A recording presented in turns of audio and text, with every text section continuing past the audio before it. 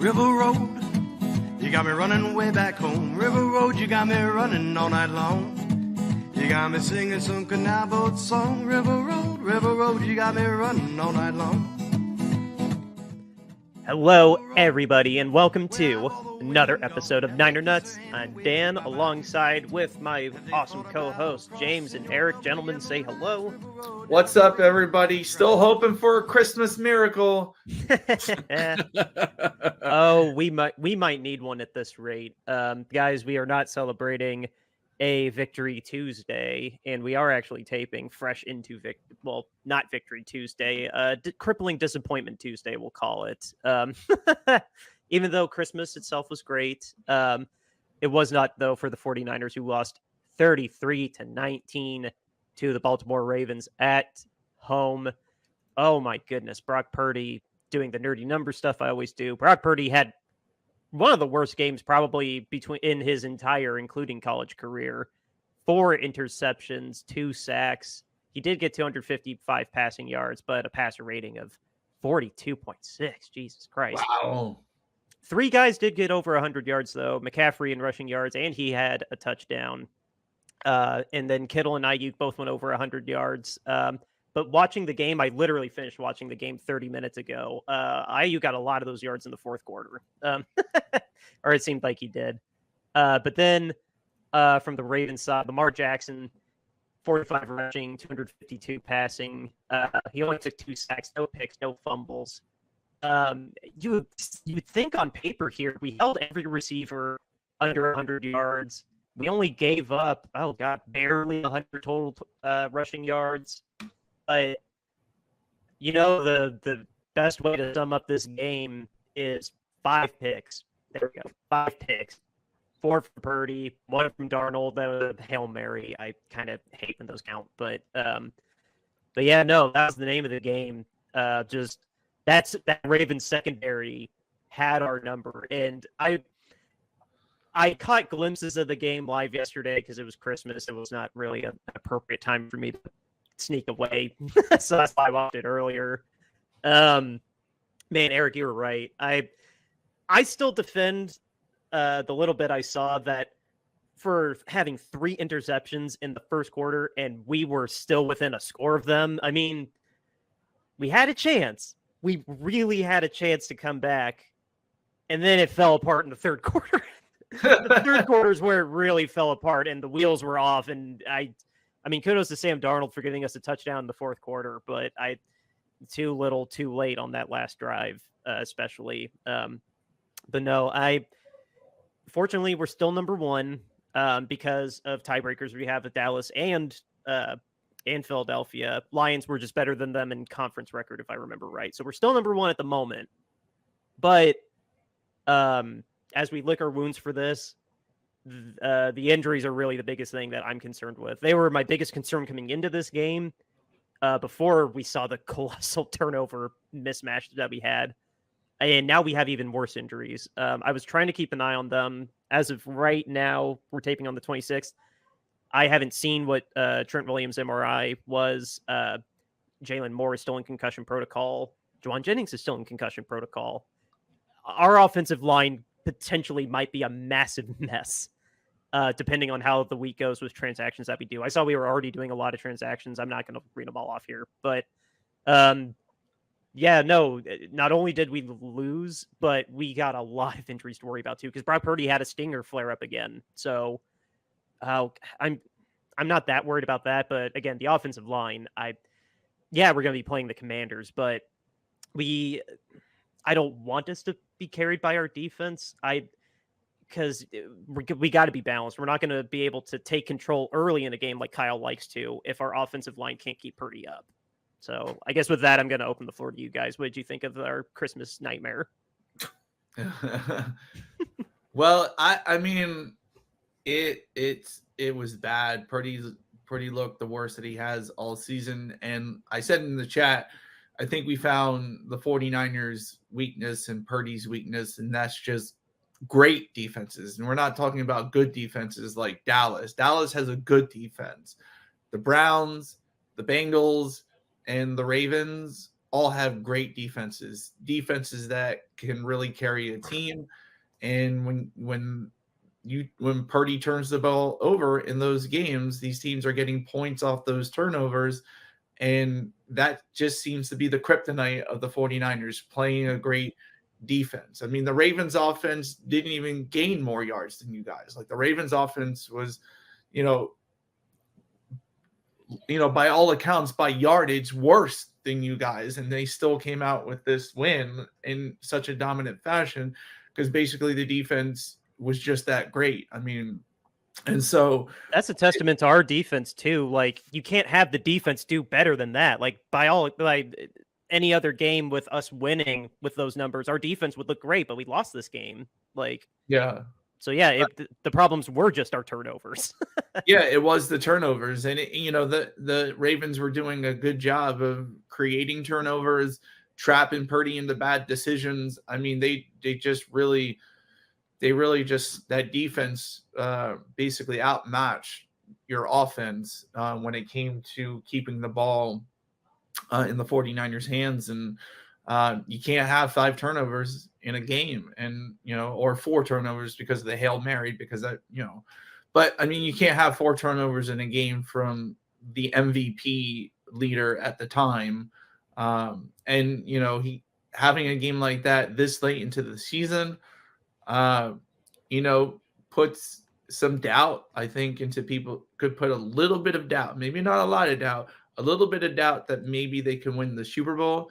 I still think they're the best team in the NFC, because the Eagles have had bad games and they literally beat the Giants by the skin of their freaking teeth. So I still would say that the 49ers are the best team in the NFC, but they, if you have a great defensive caller and great defensive players, that seems to be Purdy's kryptonite and the offense's kryptonite right there. Yeah. Eric, what did you think? So, I mean, to me, this is kind of what we've been talking about for a few weeks now, that the 49ers have been on this winning streak and have been demolishing people. And it's really that the 49ers' biggest opponent is themselves. And that, for them to lose, they were going to beat themselves. And I think we saw that in that game last night. Now, credit, yes, the Ravens did play a good game, but 3 of those interceptions from Purdy were just bad, unfortunate bounces. I mean, 2 of them, the second and the third one were just bad bounces that just popped up and went to somebody else, and a Raven happened to catch. The fourth one, his arm got hit, which his elbow didn't explode, thank God. But his arm got hit as he was throwing it. So, I mean, that's just kind of like a unfortunate pick. So only one was totally his fault. Yeah, I mean, the first one was a bad read on his part. He was just late coming back across to Debo. I mean, he still made what's technically the right play. He was just late with the throw, right? So, I mean, that's just something for him to learn. He can watch that in film and see that and correct that. So, I mean, I think there was just a lot of bad, unfortunate luck. We had a ton of defensive penalties. I think we might have had like 7 defensive penalties in that game. You're never going to stop a team when you're giving them free first downs all the time and stuff like that from defensive penalties. So it was just a lot of bad, unfortunate things happening in that game. Like, James, like you pointed out, like, we outgained them in total yards. We outgained them in first downs. We held them to field goals on, I think, 3 out of their 4 red zone possessions. So, I mean, it wasn't like, I mean, it looked like a total catastrophe, and it really was a bad loss, but it was just sort of this culmination of just all these bad events to me that just sort of happened. I don't really think the end result was, I guess, as bad as it seemed. I think if you take away even just the 2 picks that just got tipped and bounced into Ravens' hands, I think the game is probably vastly different, just because of the way that the ball bounces there. So I don't know. It sucked. I was mad sitting on my couch at Christmas last night watching the game. It was very frustrating from a fan perspective, but I don't think that it's a total indictment against the team. I think there's some stuff that they have to clean up. I think defensively, again, they missed some tackles again, which is a problem, and they had been fixing that before, and they'd gotten a little bit sloppy again these last couple of weeks. But I don't think that it's anything to be overly concerned about. I think if the ball bounces the right way a couple of different times, I think if we don't get a few, we get 4 defensive penalties instead of 7, I think it makes a big difference. I just think, I don't know what happened. Everything was just out of sorts. The game just started off bad, and it just kind of cascaded from there. I'm glad they held Purdy out at the end of that game. I think if it was a 1 touchdown game, I think they would have put him back in. I think he was good to go. I think Kyle was just seeing that the Ravens defensive line was teeing off, and that we had guys like the 3 of us blocking for him in front of him. He didn't want Purdy in there getting smashed up, because he knows what the end game is. He knows he needs Purdy in there to win the Super Bowl. So I think he just kind of rightfully, you could see him on the broadcast. I don't know if you guys watched, but I mean, they kind of had like a minute-long chat there that was basically like, seems like Kyle was like, look, it's not you. I'm sitting you because I don't want you to get hurt. We need you for more than tonight. Let's go. And so I think the end result will be fine. I agree with you, James. I still think the 49ers are the best team in the NFC. Apparently, if we don't score more than 20 points, we don't win. Every time that we've lost, we've been stuck on 19. So that's apparently a bad thing for us. I was going to joke that the trend has continued that Purdy didn't finish a game just for bad reasons this time. Also true. But hey, I got to say, 19 is good enough to drink in Canada. So, yeah. I mean, yeah. if we take in the exchange rate, the 49ers, scored 24 points then, each game, if we consider the exchange rate of Canada. Yeah, maybe. But they just, I don't know. Everything looked out of sorts last night when they were in that game. And they never really got that flow that they'd hit for those previous 6 weeks when they had been winning. Credit the Ravens defense. The Ravens defense, I told you guys in the chat when we were talking, they look fast. I mean, like, we tried to run those outside sweeps and those outside zones and stuff that we like to run, and their guys are just on it.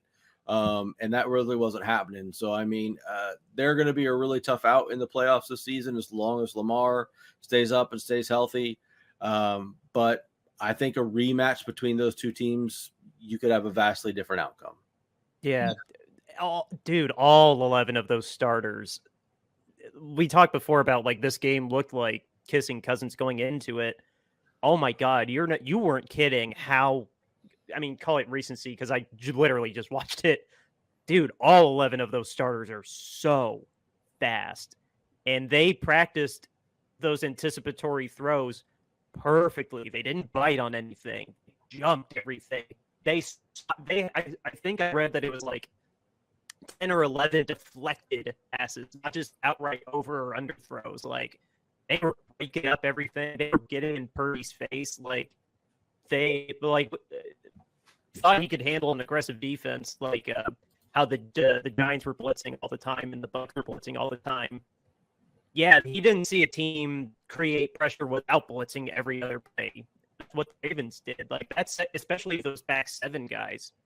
Credit to them. Those back Hamilton and Queen and Smith. Oh my God, that wreaked havoc on Purdy's site the whole game. And then especially there in the fourth quarter when we had the makeshift line, which again I'm terrified. I'm terrified of what our offensive line is going to look like if Trent Williams has to miss this next game against. Are we all good? We're good. You dropped out. You dropped off for a second. Oh, okay. Well, anyway, you were super choppy on my end, so. Oh, yeah. Well, the thing I was just reemphasizing was just like, I'm terrified of how bad this offensive line is. I was complimenting the Ravens back 7 for being as awesome as they were, and then just reemphasizing, like, if you notice in the fourth quarter when Trent was out and we had to move McKivitz from right tackle to left tackle, just a swinging door. He was beat every single snap. Some of that, though, is the circumstance of the game, though, right? I mean, if you know that you're going to drop back and pass every time, I mean, like, Clowney can just come at you. So, I mean, like, he's still good enough to just completely just rush the passer and just mob the quarterback. Oh, and it was our third string. It was our third string left guard, too. Like, by the end, it was our third string left guard. And I heard Joe Buck say that literally all of our offensive linemen had gotten at least one snap by that point, and we Yeah. had no one left. Yeah, so I mean, like if you know that you're just going to be passing every down, I mean, that's feasting time for defensive linemen. I mean, we've been in that situation in fourth quarters a ton this season, where we're just up by 2 or 3 touchdowns and we're just coming at their quarterback and just eating them for lunch. So I mean, like we were just getting some of our own medicine in that game. So I mean, I don't maybe in a regular game McKivitz holds up better, I hope, but I mean, we definitely need Trent back. I mean, I agree with you, Dan.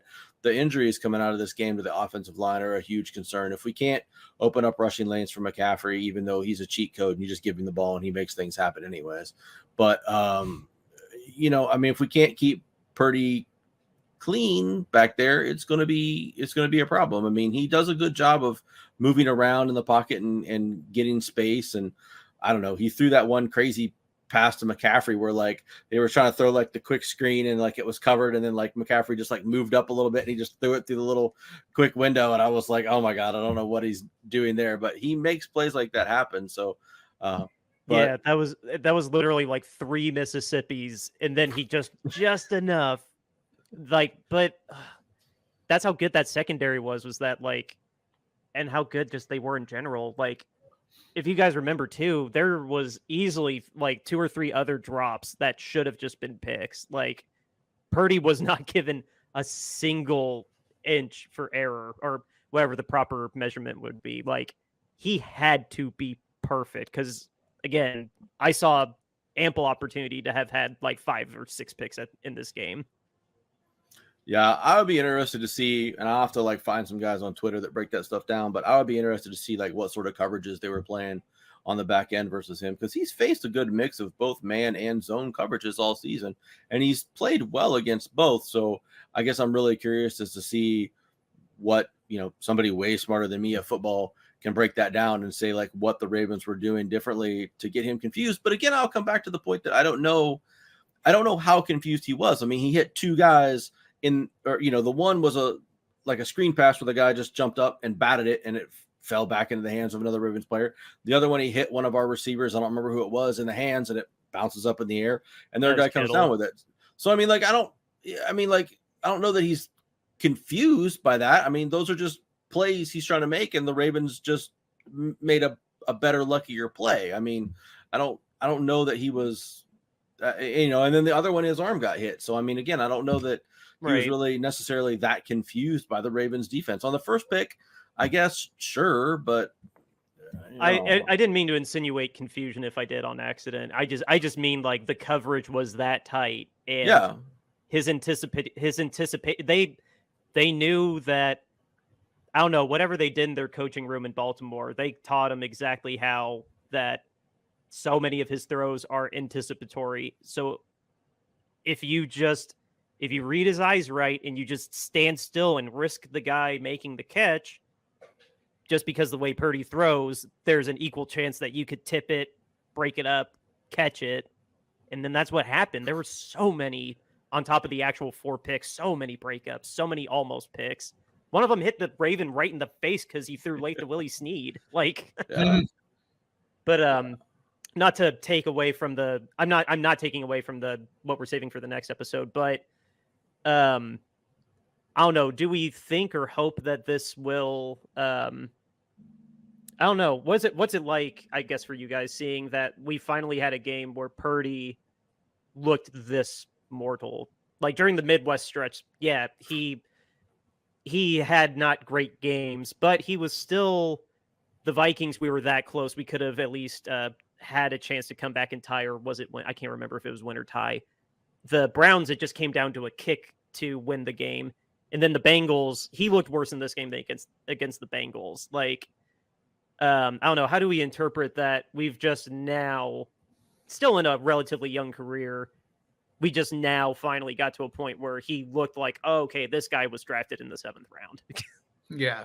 I mean, you figure too, like, as long as the 49ers don't slip up at the end of this at the end of the season, then they still look like the favorite to win the NFC. It's probably the NFC championship is going to go through Levi most likely. So, maybe this sort of brings them down to earth a bit, and maybe if they do beat the Ravens in the Super Bowl, then they can counterpunch. Kyle will have an opportunity to take what he saw there and coach them up, and come up with a better game plan, or just say just get on the team and say we can't do what we did last time. We have to be more aggressive. We have to hit our assignments, because if somebody's jumping up in your face, to throw a pick, that's a good play on the defense, and whoever let them through, or a screen pass, you can't. They have to have a counterpunch to this, and they need to pick themselves up for this. And they can arguably go out there and say, well, we lost to the best defense in the NFL, because that's what they do. They only give up 16.1 points per game. So we just got to go out there and take care of business. And then if we see them again, have a counterpunch for what they do. This sort of makes them look mortal. It does. However, of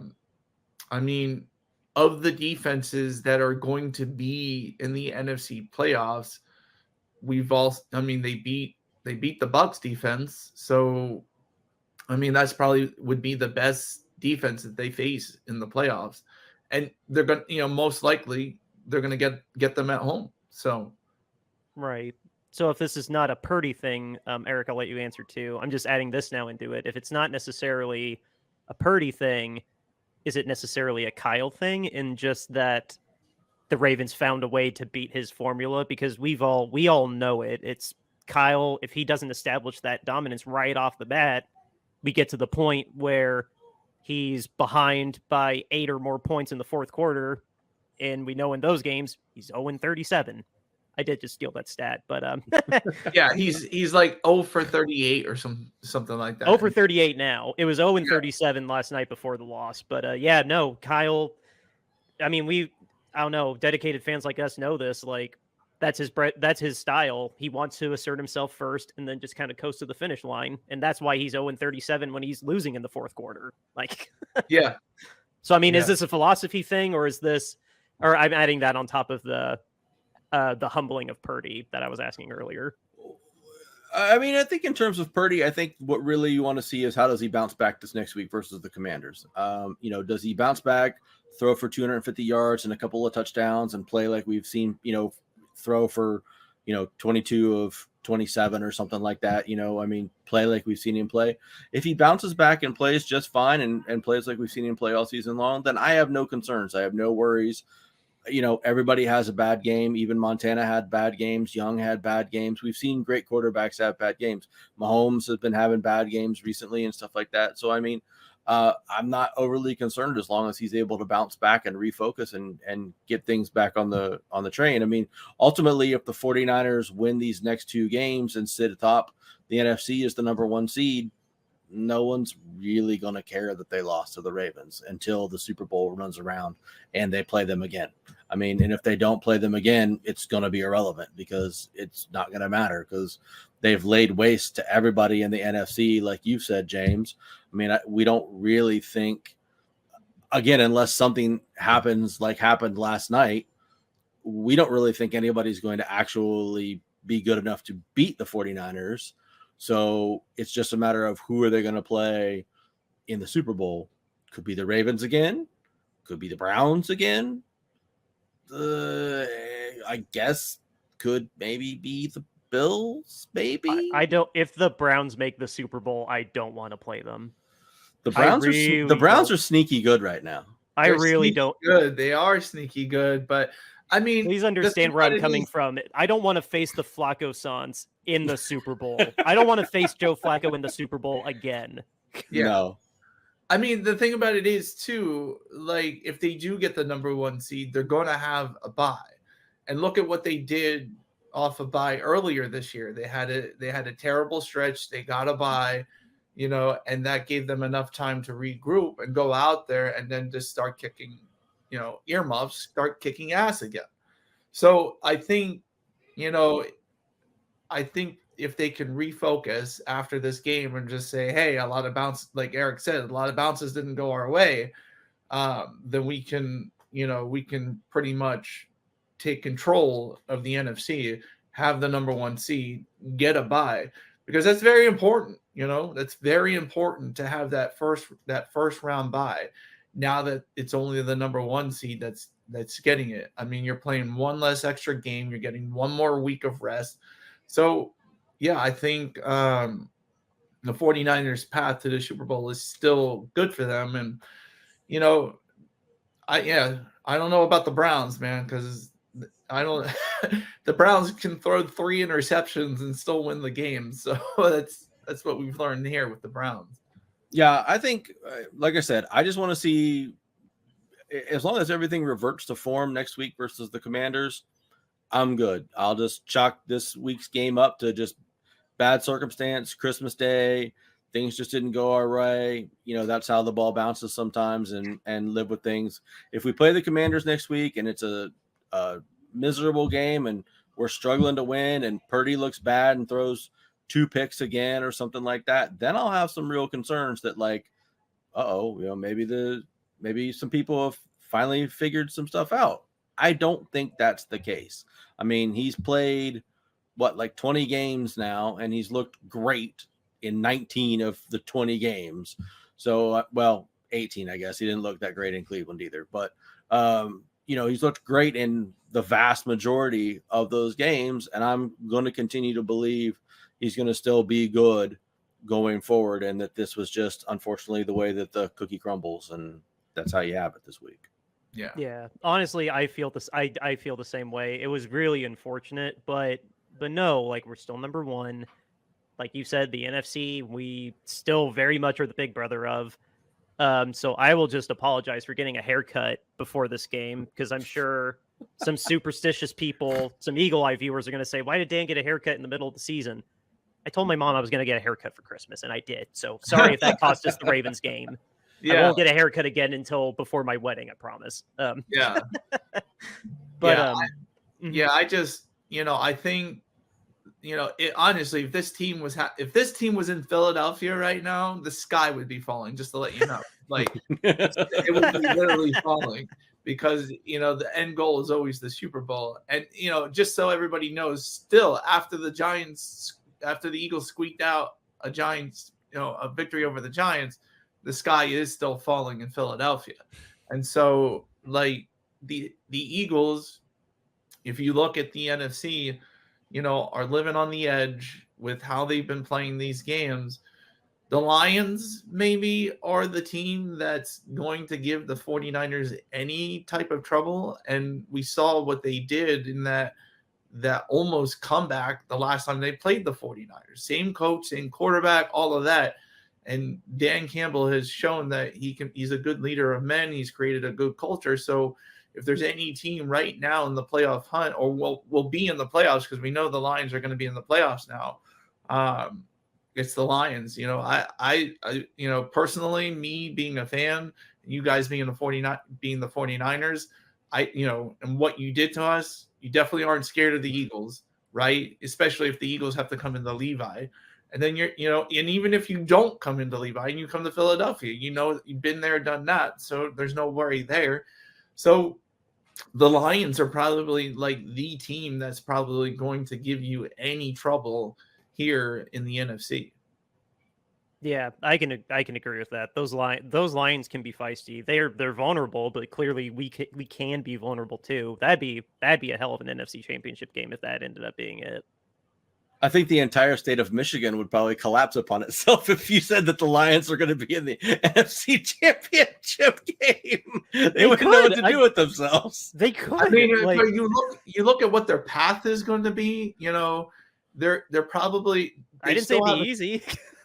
They still have a shot at the number 2 seed. Yeah. And even if they, if they're the 3rd seed, Tampa goes in as the 4th seed. They're not going to be scared of Tampa. They're not going to be scared of the Eagles. The last time they played the Eagles, they lost by 3 points at the beginning of the season, when everybody's sort of rusty and everything from, the offseason. So the Lions aren't going to be scared of anybody. And I don't think, with the way, like I said, the last time they played the 49ers, other than, Jimmy Garoppolo, at quarterback, it's, they're just worried about Purdy. They know that they can handle the rest of the team. So I think the Lions are probably the only team really that could give you guys a scare that's in the NFC. It's crazy to say that. What if we lived in a universe? Because it's not impossible. What if we lived in a universe where there was a Lions and a Browns Super Bowl? I knew you were going to say that as soon as you said, "What if we live in a world?" Could you imagine?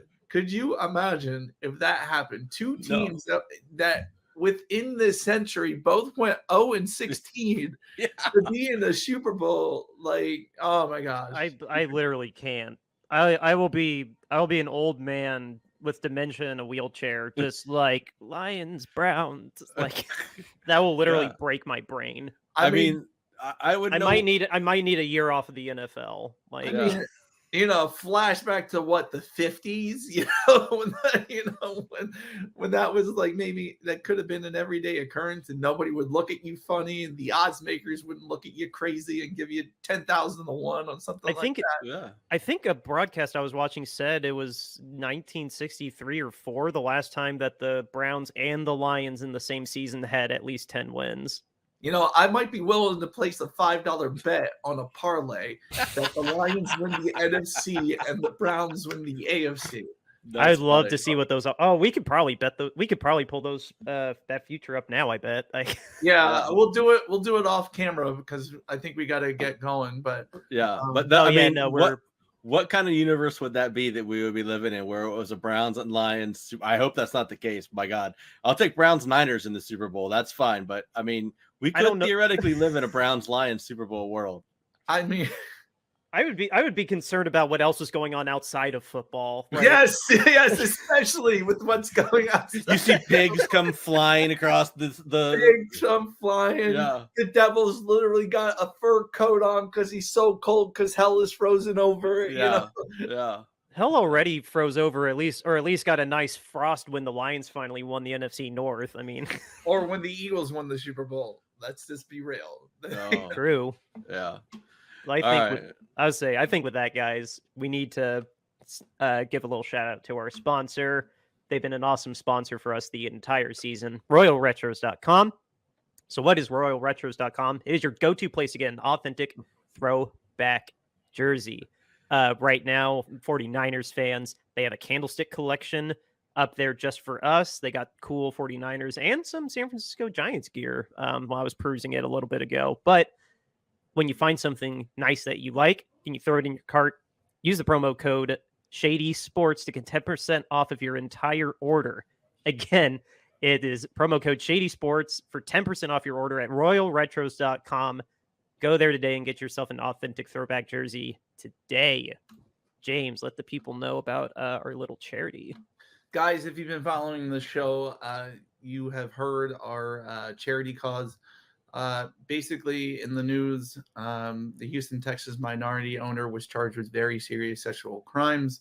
And Jed York, the old COO of the Niners, there's a civil lawsuit pending against him due to insider trading as part of a company that helped students cheat during the pandemic.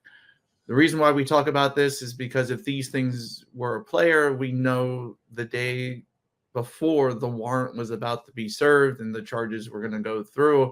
However, with both these cases, the NFL knew for quite some time and did not make it public until somebody reported it and they make some little comment about it.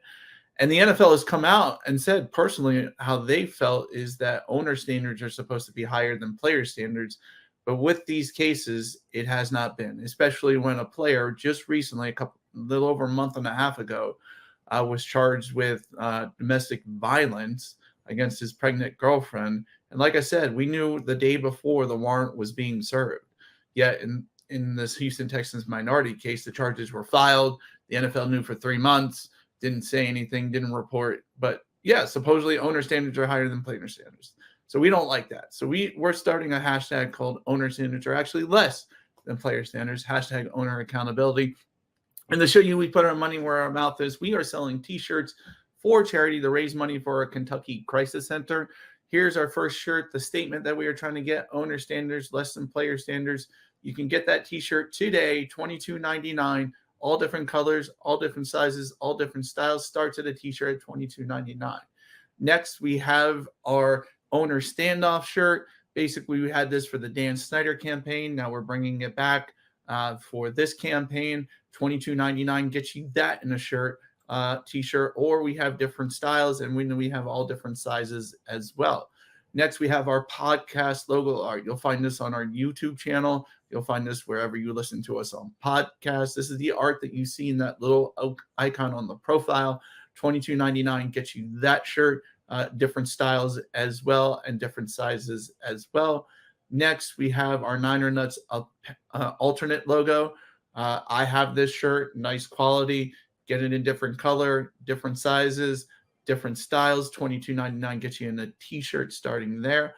And finally, how can you say no to our mascot, a peanut, eating peanuts while sitting on the couch, rooting for his San Francisco 49ers? $22.99 gets you that in a t-shirt. Donate to a Kentucky Crisis Center. Just Google Niner Nuts Apparel Bonfire, and it's the first link. Or you can go into the show description or the show notes and click on the link there, or even go to our Twitter page and click on the pin tweet there. All of those ways will get you to our t-shirt so you can donate to a Kentucky Crisis Center. Yes, guys, we don't want a single penny for these shirts. We want you to have a cool shirt while helping out a family in need. And like James said, this is going to be ongoing, so feel free to get your shirt at any time. And we'll let you know once we have the specific name of the crisis center we're going to donate to. We always end the show with a little bit of news. The one thing, I am reading this off my phone, no specific reason, I just have it here. I want to announce that Sebastian Joseph Day has agreed to be with us for the rest of the year. He was a captain with the, I almost said San Diego, the LA Chargers. And I'd imagine this was a let him go because ring chasing, let's just call spade a spade. They probably want him to be able to get a ring after how badly the year went with them. And it adds a veteran to our locker room, so I like that. But because he's a defensive tackle, I really don't like what that could insinuate about Arik Armstead's injury. But, another captain in the locker room, I'll take it. I don't know. That really makes me worried that Armstead's going to go on IR, or they're just going to keep deactivating him every single week in hopes that he is available for the playoffs. But we'll just have to see. Same with everyone else's injuries. I can't get over injuries, guys. But no, welcome Sebastian to the roster. I'm glad you're here.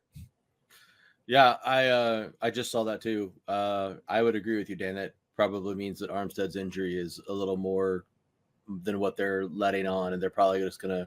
I don't think they're gonna put him on IR, but they'll probably. No, there's not enough season left. No, yeah, that's too costly. They'll probably just deactivate him week to week to week and hope that he gets better and can play again. But who knows? We'll just have to wait and see.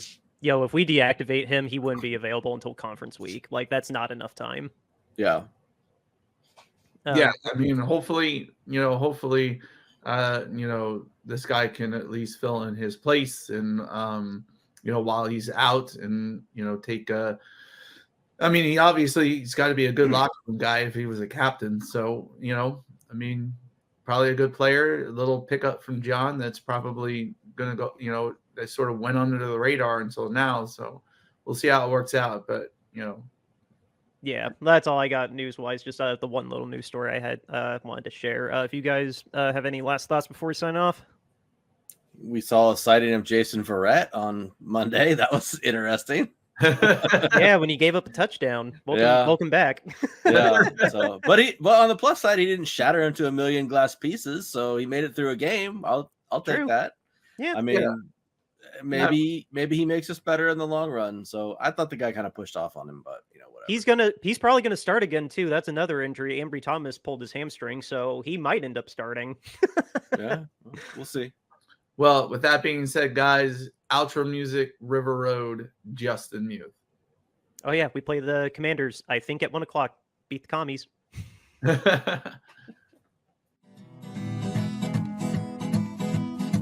River Road, you got me running way back home. River Road, you got me running all night long. You got me singing some canal boat song. River Road, River Road, you got me running all night long. River Road, where have all the women gone? Have they kissed her hand and waved you bye-bye? Have they thought about crossing your double yellow lines? River Road, they love the way you whine and cry.